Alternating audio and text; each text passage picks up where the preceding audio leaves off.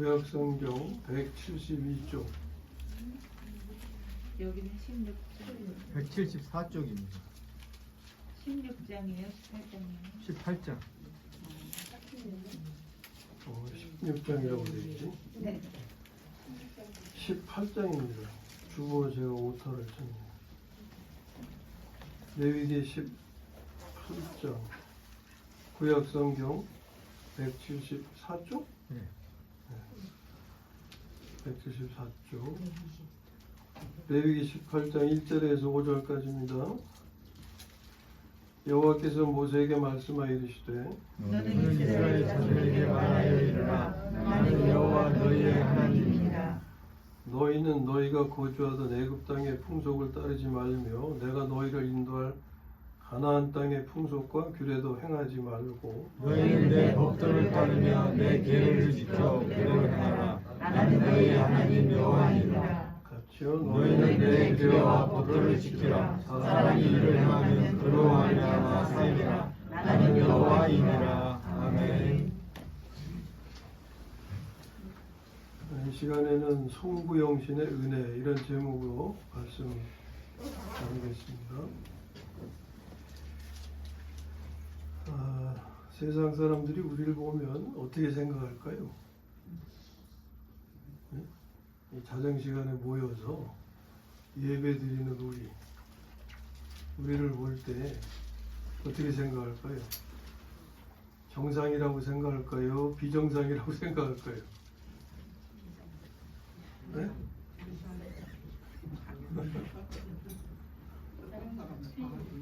사람마다 틀려요.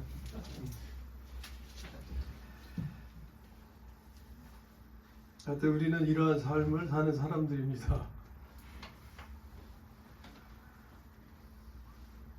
이스라엘은 안식을 얻기 위해서 안식일을 지켰어요. 안식일은 일주일에 한 번 지키는 거 있죠.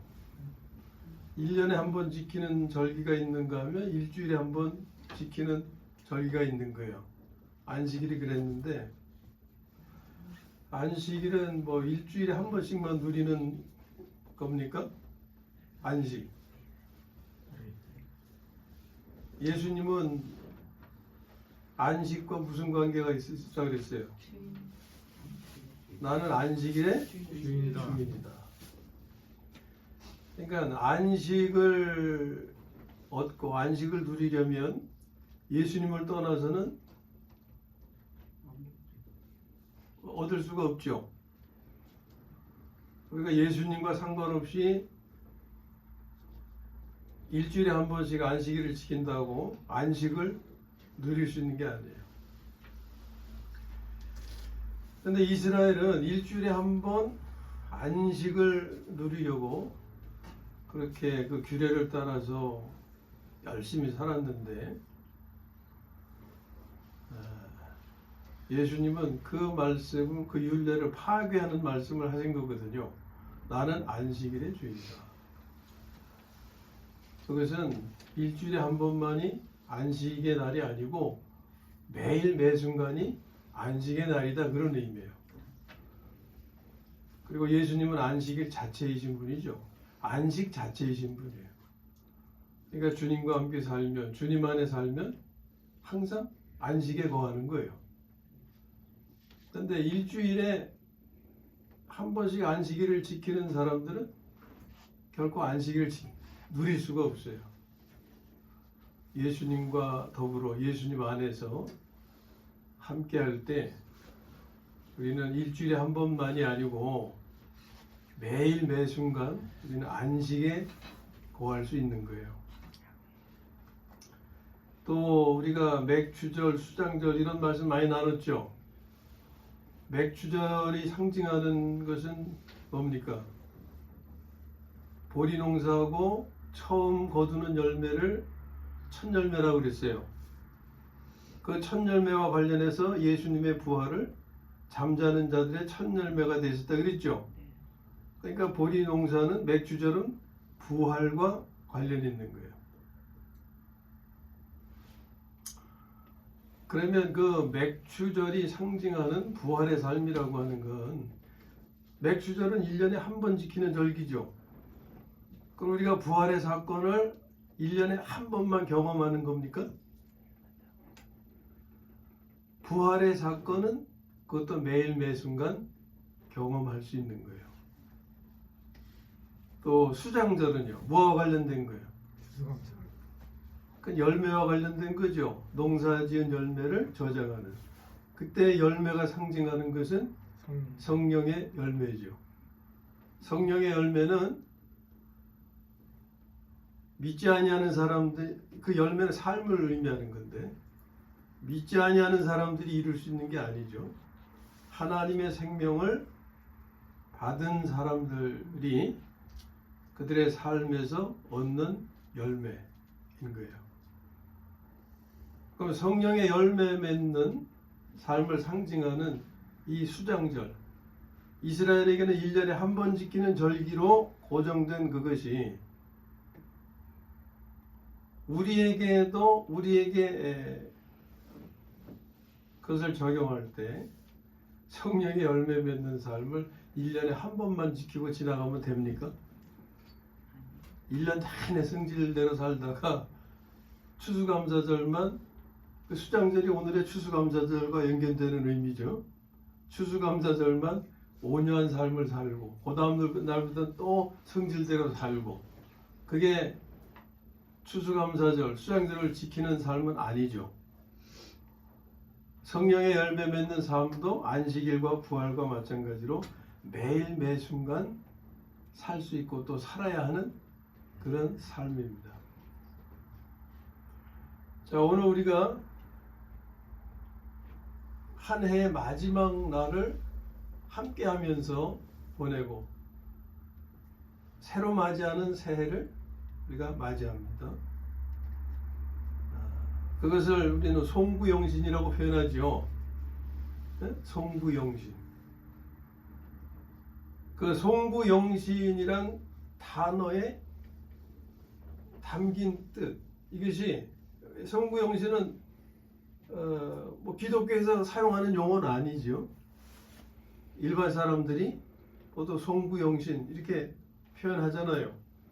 그것이 하나님의 말씀에 놀라운 진리를 담고 있는 그런 표현이기도 합니다. 그래서 뒤에 은혜라는 말을 같이 쓴 거예요. 송구영신의 은혜. 하나님의 은혜가 여기 담겨 있다. 그러니까 이 은혜를 알려면 그 앞에 송구영신의 단어에 담겨 있는 의미가 뭔지를 알아야 되겠죠. 자, 송구영신도 1년에 한 번 우리가 지나가는 시간이에요. 그런데 앞에 쭉 드린 말씀과 연결지으면 이 송구영신의 의미도 매일매일의 삶에서 우리가 지내는 시간입니다. 지나보내는 시간. 어떤 의미에서 그런지 오늘 말씀을 통해서 그것을 알고자 하는 거예요.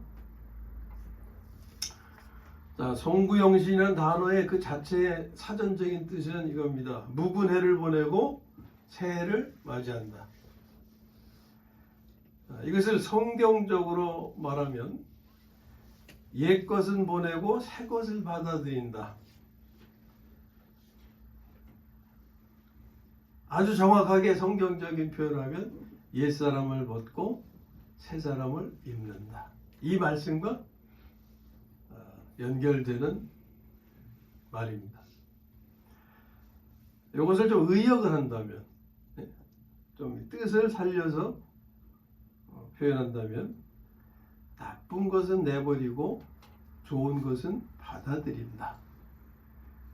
송구영신, 묵은 해를 보내고 새해를 맞이할 때 우리의 생각과 기대가 그렇잖아요. 나쁜 것, 안 좋은 것은 그냥 내버리면 좋고 좋은 것만 받아들일 수 있는 그런 해가 되면 좋다고 하는 그런 기대 속에서 우리가 맞이하는 거 아닙니까? 자, 그런 의미인데 이것을 좀 더 우리가 영적인 사항을 이해하려면 신진대사 기능을 좀 알아야 되겠어요. 신진대사라는 말은 어디에 쓰이는 겁니까? 신진대사. 우리 사람에게 있어서는 어떤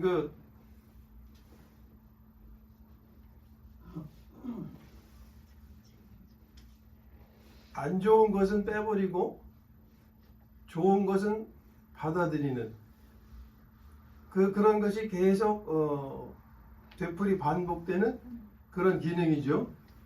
그 목적은 뭡니까? 몸을 위해서. 몸을 위해서 몸이 가지는 기능 중에 하나가 신진대사죠. 사람의 몸에서도 그렇고 물론 다른 생명체, 식물에서도 그런 작용이 있겠죠. 자, 우리 사람의 경우로 생각을 해보면 이 송구영신이 담고 있는 그 의미가 신진대사와 같은 것인데 이에 대해서 우리는 두 가지 면에서 이해가 필요합니다. 첫째는 그것이 나타내는 그 의미 자체로서의 이해가 필요해요. 그것은 사람의 몸의 기능면이죠. 사람의 육체가 가지는 기능. 그것은 사람의 육체를 위한 것이죠. 이것은 육체의 해로운 노폐물은 배출하고 유익한 신선한 것을 받아들이는 기능입니다. 노폐물이라고 하는 것은 뭡니까? 영양가 있는 것들을 받아들여서 그 영양분을 다 흡수한 후에 찌꺼기들이죠. 그리고 또 우리에게 필요한 것은 또 뭡니까? 호흡을 위해서 산소가 필요한데 그 산소가 안에서 다 작용을 하면은 그것이 뭘로 남게 돼요? 이산화탄소로 바뀌어지게 되죠. 그래서 그런 것들은 몸 안에 가지고 있으면 안 되고 내보내야 되는 거예요. 그래서 몸의 기능 면에서 생물학적인 면, 물리적인 면에서 육체적인 면에서의 기능을 생각할 때 이 신진대사는 육체에 해로운 노폐물은 배출하고 영양분이 다 빠진 것이나 이산화탄소 이것은 배출하고 다시 유익한 것, 영양분이 가득하고 산소 이런 것들은 받아들이는 것. 이것이 계속 되풀이되는 것을 우리는 신진대사라고 하죠.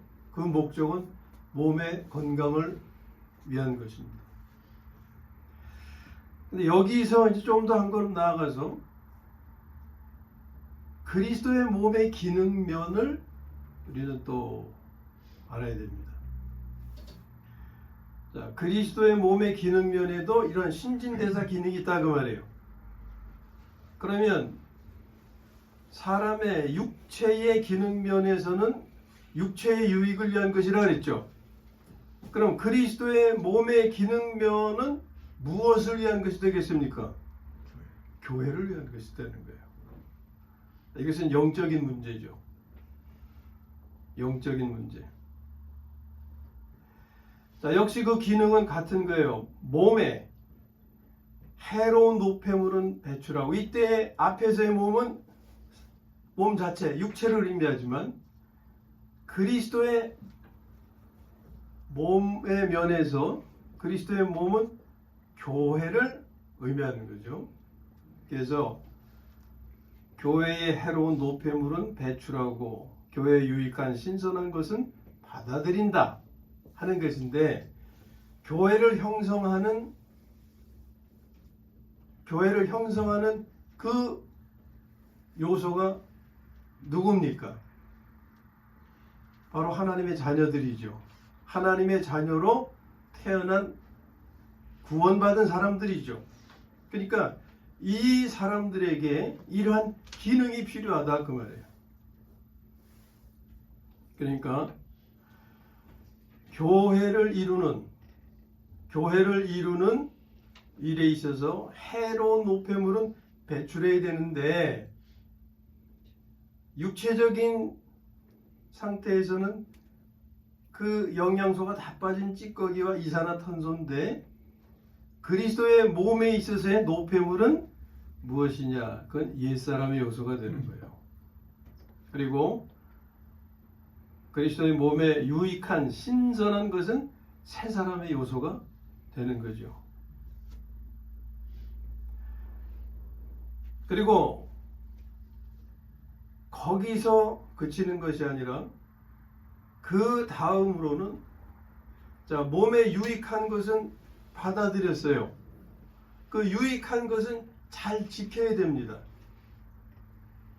그리고 다른 면에서는 이제 해로운 것은 더 이상 받아들이지 말아야 되는 거예요. 자, 이미 내 안에 있는 해로운 것들은 배출해야 되고 유익한 것은 받아들여야 됩니다. 그리고 내 안에서 유익하게 된 것은 이거 빠져나가게 하면 안 되죠.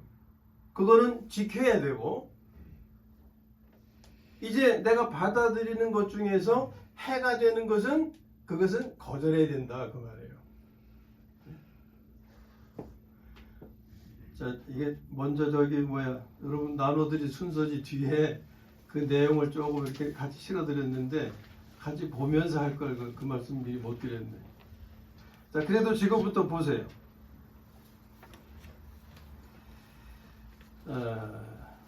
거기 두 번째 까만 점 표시에 보면은 신진대사 같은 것 하는 부분 있죠.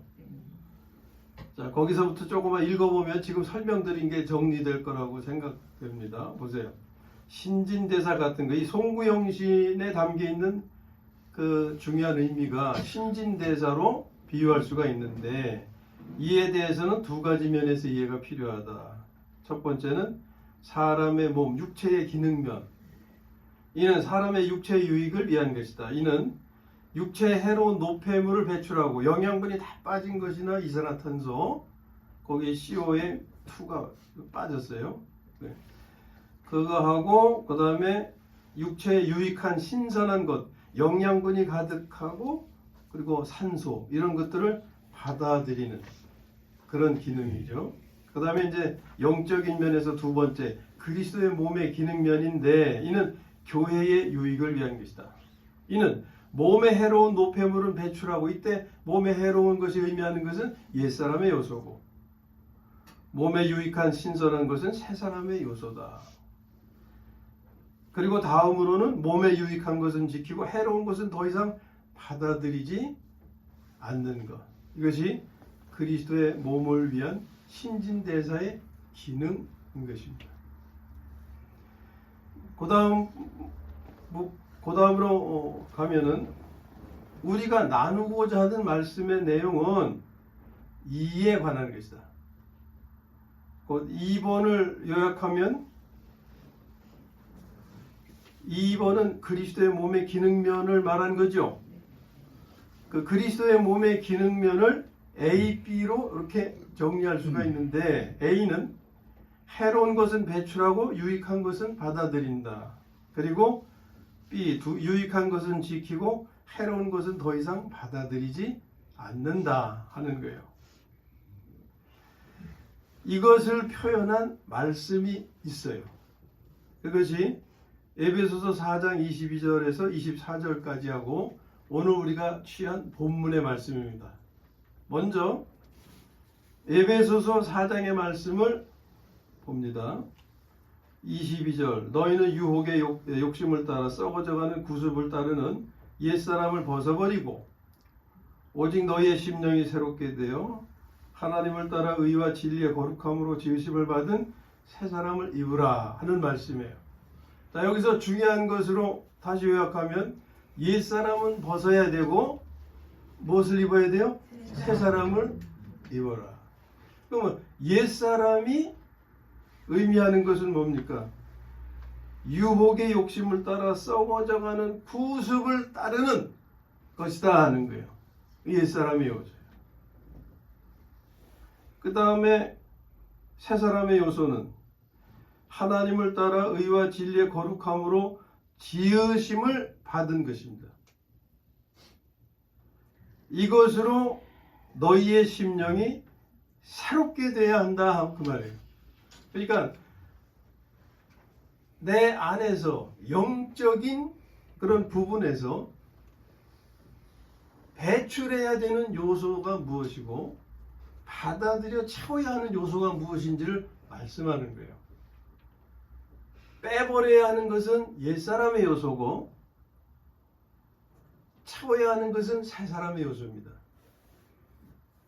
좀 구체적으로 표현하면 내 속에서 빼버려야 할 요소들은 성질이라든지 교만이라든지 욕심, 미움 이런 거 있죠. 자, 이런 것은 나에게 유익한 거예요, 해로운 거예요? 나에게만이 아니라 다른 사람에게도 해로운 것이에요. 이런 것은 없어져야 마땅하죠. 그리고 채워져야 하는 것은 뭐냐면 온유한 성품, 그리고 겸손, 그리고 욕심 대신에 뭐가 채워져야 돼요? 나누어주는 마음. 미움 대신에 뭐가 채워져야 돼요? 불쌍히 여기는 마음과 사랑하는 마음. 이런 것들이 채워져야 됩니다. 그러니까 에베소서 4장 22절에서 24절까지의 말씀은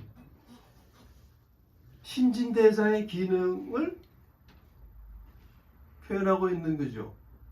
해로운 것은 배출하고 유익한 것을 받아들임에 관한 것이다 라고 할 수 있는 거예요. 그리고 본문은 오늘 우리가 대하는 본문 말씀을 보세요. 자, 신진대사의 기능을 말하면서 두 가지 면에서 이해가 필요하다고 했고, 첫째는 생물학적인, 물리적인 그 자체의 기능하고, 두 번째는 영적인 기능, 그리스도의 몸에 관한 기능을 우리가 알아야 되는데, 오늘 나누고자 하는 것은 두 번째 내용이라고 그랬죠. 예? 두 번째 내용은 A, B로 표현했어요. 거기 해로운 것은 배출하고 유익한 것은 받아들이고, 유익한 것은 지키고, 해로운 것은 더 이상 받아들이지 않는다는 거죠. 이것을 말씀하는 것이 오늘 본문 안에 있다 하는 거예요. 그러면 어떤 것이 그런 것이냐? 자, 보세요. 이스라엘 백성이 지금 이 18절의 말씀은 어디서 받고 있는 겁니까? 애굽이에요? 광야예요? 가나안이에요? 광야죠. 광야 이전에 어디 있었어요? 애굽에서 종살이 했어요. 그리고 광야를 지나서 이제 어딜 가게 됩니까? 가나안으로 가게 되죠. 자, 그러한 이스라엘에게 하나님이 말씀하시는 거예요. 너는 이스라엘, 모세에게 지금 말씀하시기를 2절에 너는 이스라엘 자손에게 말하여 이르라 나는 여호와 너희 하나님이니라 하면서 너희는 너희가 거주하던 애굽 땅의 풍속을 따르지 말며, 이전에 애굽에서 살았단 말이에요. 애굽에서 무엇을 받아들이고 살았던 겁니까? 애굽의 풍속. 네? 애굽의 풍속을 받아들이며 살았어요. 이스라엘을 만든 형성하고 있는 내용은 애굽의 풍속이었습니다. 근데 그들은 하나님의 백성들이죠. 하나님의 백성들인데 그 백성들을 채우고 있는 요소는 하나님의 요소가 아니고 애굽의 요소였다 그 말이에요. 제가 독일에 갔을 때 가끔 얘기하는 건데, 천주교인이 이제 감리교를 나왔어요. 근데 목사님 왔다고 집에 찾아오면서 선물을 하나 들고 왔는데 뭘 가져왔었다고요? 포도주를 가져왔어요.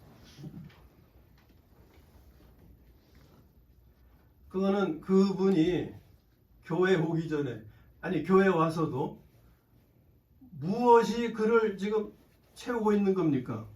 천주교. 네? 그렇게 예전에 살던 그 모습이 바뀌어지지가 않은 거예요. 여러분들도 교회 안에서 서로 선물 주고 받을 때 포도주 주고 받으십니까? 아니죠. 근데 포도주를 선물로 준비한 것은 그분의 생각이나 삶의 내용에 이전과 교회에 와서도 이전과 변함이 없었다 그 말이에요. 전엔 그렇게 살았어도 교회에 와서 말씀을 듣고 이제 교인의 생활이 어떠해야 되는지 바르게 배웠다면 목사를 찾아올 때 포도주 사가지고 오겠어요? 자, 그러니까 지금 하나님의 백성이 애굽에서 종살이하며 살았었어요. 그 애굽에서 살 때 그들을 채운 것은 애굽의 풍속이었다 그 말이에요. 그러니까 그거 간직하고 있어야 돼요? 빼버려야 돼요? 빼버려요. 빼버려요. 지금 이스라엘의 경우를 얘기하지만 남의 얘기하는 게 아니에요. 내 얘기하시는 내 얘기. 우리도 교회 오기 전에는 세상이란 환경 속에서 세상의 풍속을 쫓아서 살았잖아요. 세상의 풍속을 쫓아. 내 안에 세상의 풍속대로 살던 그 요소가 있을까요? 없을까요? 있어도 많이 있죠. 이거 빼버려야 하는 거예요. 그냥 빠지는 게 아니에요. 하나님의 말씀이 들어와야 하나님의 말씀을 통해서 아 이게 좋은 게 아니고 나쁜 거구나. 이걸 깨달아야 그것을 뺄 수가 있는 거예요. 말씀이 들어와야 그것이 빠지게 되는 거예요. 그러기 전에는 절대 빠지질 못해요. 아까 포도주 들고 온 성도님처럼. 자, 이것은 애굽의 요소고 그 다음에 말씀하는 거 뭡니까? 내가 너희를 인도할 가나안 땅의 풍속과 규례도 행하지 말고. 아직 가나안에 들어가지 못했어요. 예? 가나안에 들어가지 못했어요. 그러니까 가나안의 풍속에 대해서 알까요? 모를까요? 몰라요. 모르죠. 경험해보질 않았으니까. 그런데 미리 경고하시는 겁니다. 가나안의 요소라는 것이 너에게 유익한 것이 아니다. 자, 우리가 세상에서 살면서 세상의 모든 요소가 그때까지의 나를 형성했어요. 교회에 왔어요. 하나님의 은혜로 구원받아서 교회에 왔는데도 여전히 그것이 내 안에 남아있어요. 생각이나 습관이나 뭐 이런 것들이. 그런데 교회에 와서 보니까 좋은 것만 있는 줄 알았는데 좋지 않은 것도 같이 있는 거예요. 교회 안에. 예? 교회 안에. 교회에 와서 교회 오기 전에 교회 올 수 있게 한 것은 하나님께서 예수님을 그리스도로 믿게 해주셔서 그래서 구원받아서 교회로 인도받은 거 아닙니까? 그러면 교회에 와서 누구를 보고 누구만 따라가야 되겠어요? 예수님만 보고 예수님만 따라가고 예수님에게 가르침 받으면서 예수님이 가르쳐 주신 대로 그렇게 살도록 힘써야 될 거 아니에요? 근데 교회에 와서 봤더니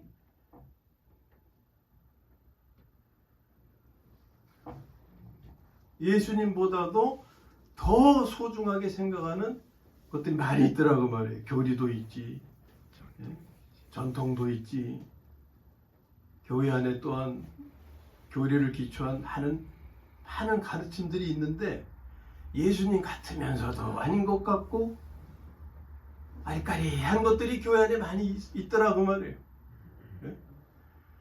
교회에 와서 오직 그리스도에게만 말씀에게만 붙잡혀서 그것을 따라 살아야 되는데 그리스도로 위장하고 그리스도 같이 보이는 그러한 것들이 자꾸 나에게 영향을 끼치는 거예요. 그것도 먼저 와서 교회에 먼저 와서 자리 잡은 사람들이 그렇게 인도를 하는 거예요. 그러니까 이게 맞나 보다 하고 따라가다 보니까 아닌 거예요. 이게. 그래서 실족하는 경우도 생기고 아예 믿음도 잃어버리고 다시 교회 밖으로 나가는 사람도 생기고 그런 거예요. 교회에 오면 좋은 줄만 알았어요. 교회는 천국인 줄만 알았어요. 그랬더니 천국은커녕 안 믿는 사람들의 교제보다도 더 못한 경우도 많이 있고 정말 세상 사람들 지적받는 불미스러운 일도 많이 있고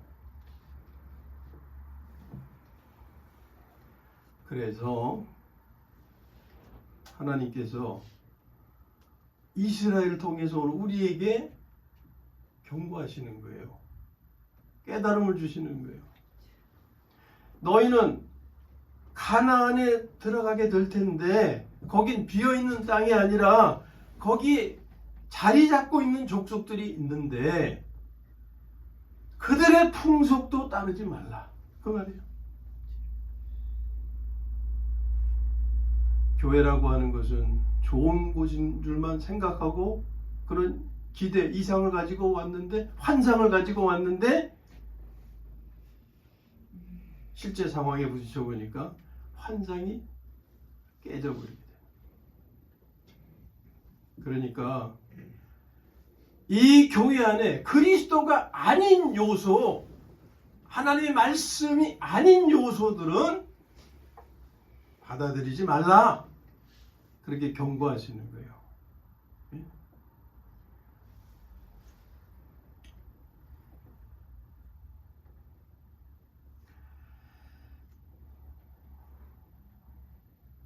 그러니까 지금 본문 3절의 말씀에는 애굽의 요소와 가나안의 요소에 대한 경계에 대한 말씀이 있는 거예요. 그러니까 이전에 받아들였던 나쁜 것들은 배출해야 되지만 앞으로 받아들일 것 중에 나쁜 것들은 거절해야 된다 하는 거예요. 그리고 지켜야 할 것이 있는데 그건 뭐냐? 내가 너희에게 준 말씀이다. 그게 몇 절입니까? 4절 말씀이죠. 너희는 내 법도를 따르며 내 규례를 지켜 그대로 행하라. 나는 너희 하나님 여호와니라. 너희는 내 규례와 법도를 지키라. 사람이 이를 행하면 그로 말미암아 살리라. 나는 여호와니라. 아멘. 아멘. 아멘. 우리가 지켜야 할 것은 하나님이 주신 말씀인 거예요.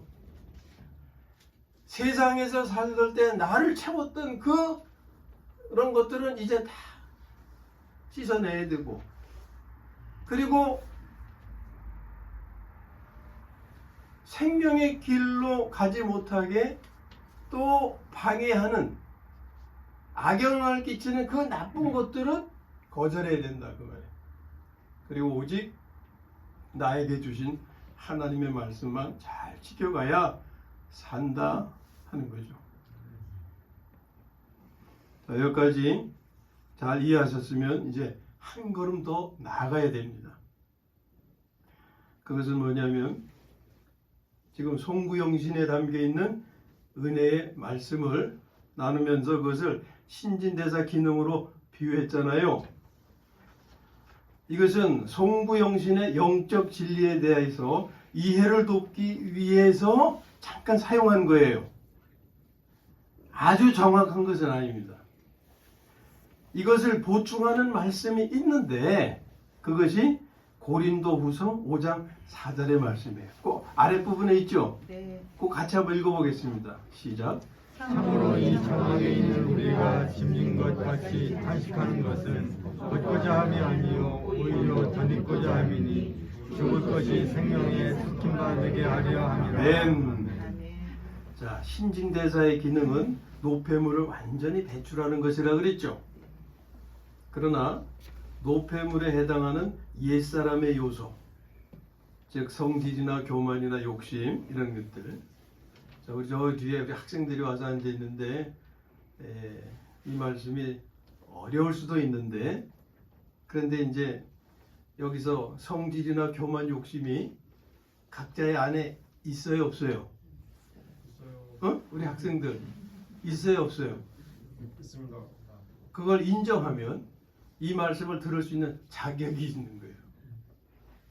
자, 보세요. 옛사람의 요소가 신진대사의 기능에서 노폐물에 해당이 되는 거예요.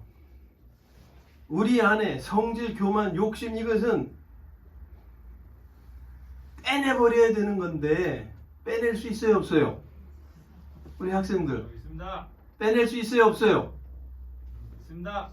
아, 자, 분명하게 좀. 네, 있습니다. 빼낼 수 있어요, 없어요? 있습니다. 예? 있습니다. 있어요? 예. 있다고 그런 거예요, 지금? 아이, 당연하죠. 당연하죠.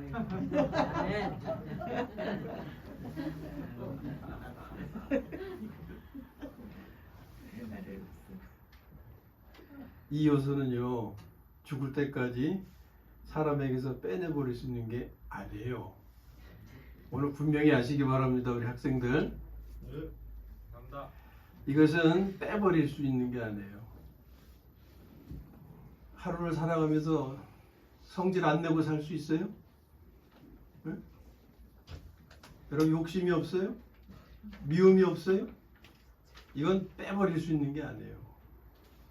신진대사 기능에 있어서 노폐물을 완전히 빼버리는 거죠. 그런데 우리의 삶에서 이 빼버려야 하는 이 노폐물과 같은 옛사람의 요소, 성질, 교만, 욕심 이런 거 이거를 빼버릴 수가 없는 거예요. 빼버릴 수 있다고 생각하니까 그런 기도를 드리는 거예요. 하나님, 죄된 생각도 하지 않게 해주시고 죄도 짓지 않게 해주세요. 이렇게 기도를 드리는 거예요. 근데 이게 고린도후서 5장 4절의 말씀은 바울의 기도인데 바울은 어떻게 구했느냐? 하나님, 이것이 빠져나가게 해주세요. 이게 아니고 보이지 않게 덮어주세요. 무슨 말인지 알겠어요? 빼버릴 수 있다고 생각하는 사람은 이해 못하죠. 이거는 빼버릴 수 있는 게 아니라 덮어야 되는 거예요. 덮어야 되는 거예요. 그래서 바울이 기대하는 것은, 하나님께 구하는 것은 벗고자 함이 아니고 덧입고자 함이다 그런 거예요. 이것은 빼버릴 수 있는 게 아니라 덮어야 하는 거예요. 그러므로 신진대사의 영적 의미는 새 것을 받아들여서 옛 것을 덮는 거예요. 육체적인 면에서의 신진대사의 기능은 노폐물은 빼버려야 되고 새 것으로 채워야 되는 거죠. 그런데 영적인 의미에서의 신진대사는 옛 것을 빼버리는 게 아니라 옛 것은 빠져나갈 수가 없어요. 새 것을 받아들여서 그것을 덮어야 한다 그 말이에요. 옛 것은 옛 사람의 요소고 그리스도가 아닌 것이고 새 것은 새 사람의 요소고 그리스도인 거예요. 구체적으로 옛 것은 성질이고 교만이고 미움이고 새 것은 온유고 겸손이고 사랑이고 긍휼인 거예요. 우리는 옛 것을 버리고 싶어 합니다. 나쁜 것을 버리고 싶어 해요. 그런데 그 옛 것은 옛 사람의 산물이에요. 그러므로 옛 사람을 처리하지 않으면 옛 것은 새로운 모습으로 다시 나타나요.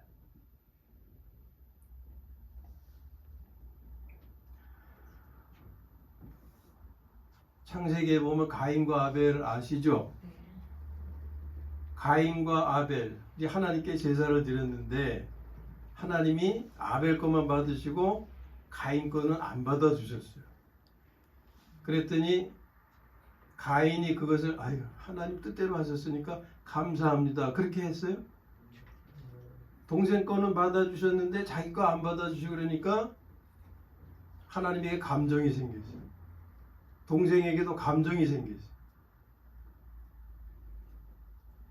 그 사이에 작용한 게 뭐였을 거예요? 시기와 질투예요. 시기와 질투. 동생에 대한 시기와 질투. 그것을 처리하지 않으니까 그것을 처리하지 않으니까 그것이 나중에 뭘로 나타나요? 살인. 살인으로 나타나요. 예? 처음에 시기와 질투 아무것도 아닌 것처럼 생각했어요. 이게 무슨 죄야? 이게 뭐가 나빠? 다 가지고 있는데? 그걸 고이 간직하면요, 그게 살인으로 나타난다. 아예 나쁜 것은 싹이 날 때 잘라버리라고 하는 말이 있잖아요. 예? 싹도 나기 전에. 우리 안에 시기와 질투 이런 요소들은 싹도 내지 못하게 근절해야 된다. 바울이 그랬잖아요. 악은 모양이라도 버려야 된다. 근데 우리가 그렇게 할 수 있느냐? 그렇게 못하는 거예요. 그러니까 그게 자꾸 잘하는 거죠. 그걸 처리하지 않으면 조그만 때 대수롭지 않게 여긴 것이 큰 것으로 나타난다 그 말이에요. 시기와 질투가 살인으로 나타나는 거예요.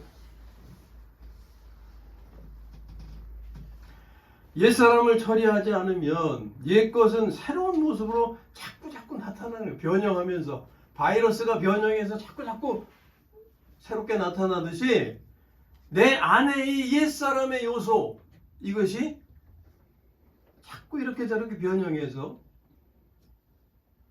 새로운 악으로 나타나는 거예요. 새로운 악으로.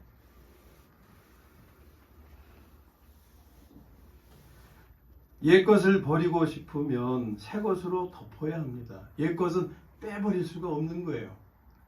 우리 학생들 이 늦은 시간에 전도사님이 오라고 그래서 오셨겠지 뭐. 그냥 왔나? 그냥 오셨나? 전도사님이 와! 하니까 저희가 왔습니다. 예? 저희가 왔습니다. 아 그래요? 되게 훌륭하네. 앞으로도 그런 자세 변치 않고 유지하시기 바랍니다. 근데 오늘 시간에 이 말씀의 뜻을 조금이라도 알 수 있으면 평생에 복이 될 텐데 어쩔지 모르겠네요.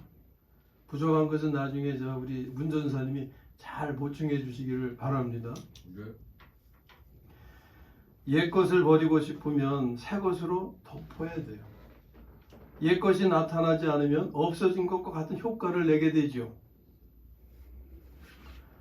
성질 버리고 싶으면, 성질 부리지 않고 싶으면 성질을 빼내버리는 게 빠질 수가 없는 거예요. 그것을 덮는 게 있어야 돼요. 성질을 덮는 것이 온유입니다. 온유는 새 것이에요. 새 생명의 열매예요. 하나님의 생명의 열매예요. 그것으로 성질을 덮어야 성질이 감춰지는 거예요. 나타나지 않는 거예요. 덮으면 없어진 것과 같은 효과를 내는 겁니다. 성질을 부리지 않게 되면 성질이 사라진 효과를 내는 거예요. 이것이 송구영신의 은혜입니다. 자, 송구영신에 대해서 거기에 기록을 이제 보시면 그렇습니다. 자, 한번 따라해 보시는 게 좋겠어요. 송구영신에 대해서 옛 것은 보내고 새 것을 받아들인다. 나쁜 것은 보내고 좋은 것을 받아들인다. 그리고 좋은 것은 잘 지키고 나쁜 것은 더 이상 받아들이지 않는다.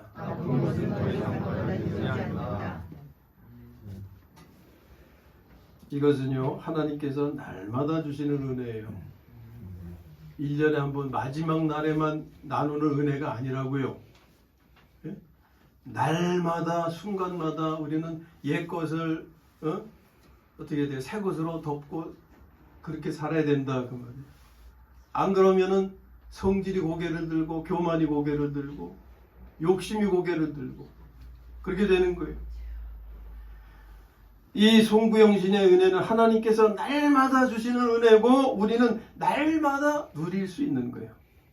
안식을 그렇게 할 수 있고 부활의 삶을 그렇게 할 수가 있고 성령의 열매 맺는 삶을 그렇게 할 수 있듯이 아무쪼록 이 은혜가 밝아오는 새해에는 더욱 넘치게 되시기를 주님의 이름으로 축원합니다. 아멘.